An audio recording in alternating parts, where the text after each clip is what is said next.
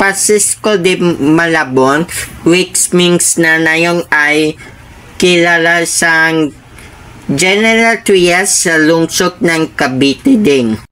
Noong Pebrero 24, 1920, ang bayan ng San Francisco de Malabon ay pinalitan ng palanan bilang General Trias bilang palanad sa kanya. Ito ay isang pagkilala sa kanyang mahalagang papel sa Revolusyong Pilipino at sa kanyang paglilingkod sa bayan. Ang bayan ng General Trias ay isang patunay na pagpapahalaga ng mga Pilipino sa kanyang mga ambag sa kalayaan at pag-unlad ng bansa. Hello sa inyong lahat, magandang buhay. Today in Philippine History, March 15, 1901. Sumuko si General Mariano Trias sa San Francisco de Malabon na ngayon ay General Trias sa lungsod ng Cavite. Tara, ipapaliwanag ko sa inyo ang lahat bakit sumuko siya. So tara na. Okay, ipapaliwanag ko sa inyo kung bakit sumuko si General Mariano Trias noong Marso 15, 1901 sa San Fernando de Malabon na ngayon ay General Trias sa lungsod ng Cavite. Ang pagsuko ni General Trias ay isang mahalagang pangyayari sa kasaysayan ng Pilipinas. Ito ay naganap matapos ang halos 5 taong pagkikipaglaban sa mga Amerikano. Maraming dahilan kung bakit sumuko si General Trias, kabilang na ang pagod ng kanyang mga sundalo, ang kakulangan ng mga armas at supply, at ang pagnanais na wakasan ang digmaan.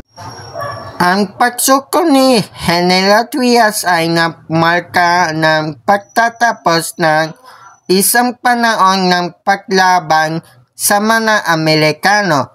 Bagamat hindi ito ang opisyal na pagtatapos ng digmaan, ito ay isang mahalagang hakbang patungo sa pagkilala ng mga Pilipino sa pamamahala ng mga Amerikano.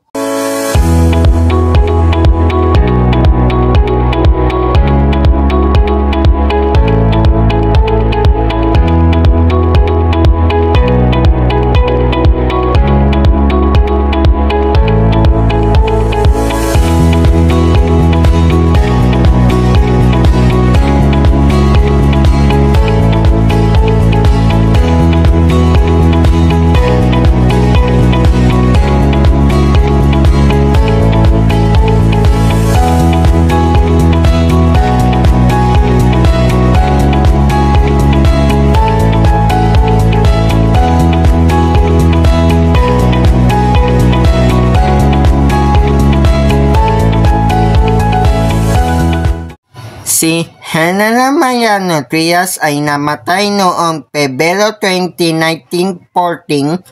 Namatay siya sa Philippine General Hospital dahil sa appendicitis. Ang kanyang labi ay inilibing sa Maynila, nulik inilipat sa kanyang bayan noong 1923. Basahin nyo na lang dito ang buong pangyayari patungkol kay General Mariano Trias sa website ng City of General Trias sa Cavite, yan, Bali.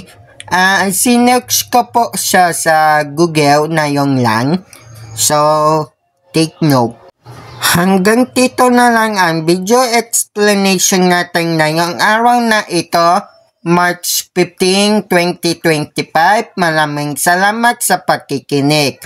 Tandaan, importante may alam. So, paalam!